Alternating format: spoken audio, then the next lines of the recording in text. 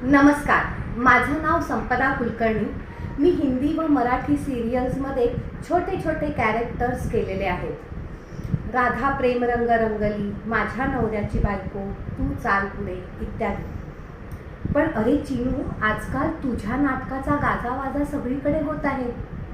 आई मुलाच्या नाजूक बंद हळुवारपणे उलगडणारे भावस्पर्शी नाटक मातृत्व, चिन्मय मायदेव दिग्दर्शित व वैजयंती सिन्नरकर लिखित, तुम्हा दोघांना व तुमच्या संपूर्ण टीमला माझ्याकडून भरभरून शुभेच्छा।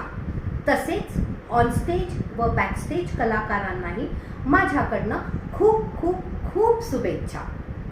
अरे चिनू, माझा चिनू कधी मोठा झाला कळलंच नाही रे।